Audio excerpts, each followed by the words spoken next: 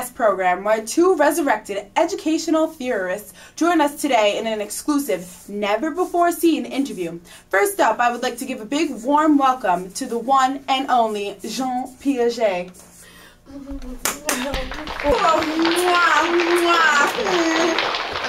Thank you. Hello, welcome. I'm so glad you can make it here. Yes, only for you, Tyra. Alright, well tell us a little bit about yourself and your beliefs.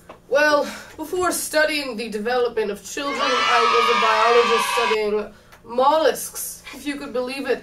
I was born in 1896 and died September 16th, 1980, not too long ago. Anyways, I'm a Swiss psychologist, and I was the first to systematically study how children learn. My particular insight is to study the maturation and capacity that children gain to understand the world. Children cannot understand certain tasks until they are psychologically mature enough to do so. So are you saying that children have to go through certain stages to develop? Yes, exactly, Tyra. There are 4 stages of cognitive development. The first is your sensory motor, which occurs from birth to 2 years of age. This is when those little babies start to differentiate themselves from objects, and they realize that things continue to exist even when no longer present to the sense. Is that why those sweet little dumplings love to play hide and seek? Yes, they honestly think that you disappear, which is why they find it so entertaining. Anyways, next is the pre-operation stage. This occurs from 2 years to 7 years of age. This is when the child learns to represent objects by images and words. They can also take others' viewpoints and classify objects by a single feature. Next is the concrete operation stage. This occurs when between 7 and 11 years of age, children can logically think about objects and events according to several features and can order them in series along a single dimension, such as size. Wow, you have a lot to say. And lastly, there is the formal operation stage, which occurs in children ages 11 and up. These children are able to think logically about abstract propositions and test hypotheses systematically. I'm done now. Great, that was very interesting. Now could you tell us about how you use these concepts in the classroom? Well, if the teacher creates their lesson based around the developmental stage of that age group they are instructing, then the children will be able to fully understand the lessons and will benefit from the full understanding. For example, to test a child's cognitive developmental stage, take 2 equal balls of Play-Doh.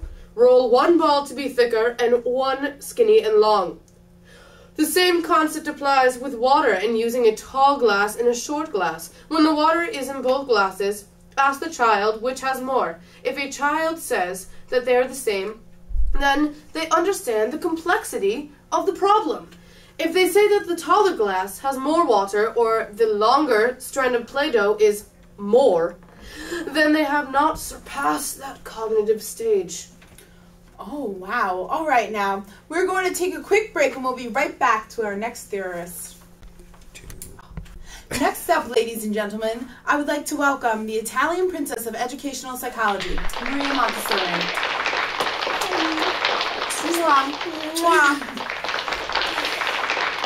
I was born on August 30th, 1870 and died May 6, 1952 in Italy.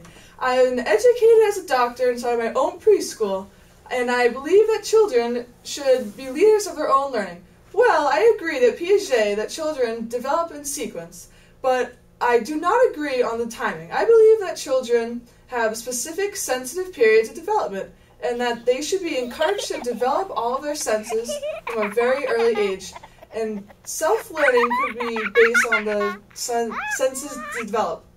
I believe that from birth to 3 years old, children have very observant minds and are open to many sensory experiences. From 18 months to 3 years, they coordinate themselves and develop muscle as well as, again, interest in small objects. From 2 to 4 years, they refrain their movements and have concern with their truth and reality. They also start to gain awareness of order, sequence, and time and space. From 2.5 to 6 years is when children go through sensory refrainment. Then 3 to 6, they're susceptible to adult influence. Within 3 years, from 3.5 to 4.5 is when writing develops. And from 4 to almost 4.5, children gain tactile senses, and from 4.5 to 5.5 years of age, they begin to develop reading. From my understanding, both of you are constructivists who believe that children develop in a progression sequence. And you both believe in hands-on, multi-modality activities, learning focus on creating mental models and incorporating students' prior knowledge into the curriculum. Basically, Piaget, you claimed reading, writing, and mathematics should be left until the period from 7 years onward. And Montessori, you believe that it occurs much earlier. Yes. All right, well, thank you so much for being here. I appreciate it so much. Now, for all of you out there, I want you to do a little activity. Get yourselves up and order yourselves in height order, then in age order, then by who is closest to Franklin Pierce. Enjoy, and thank you so much for watching. Sweating so bad.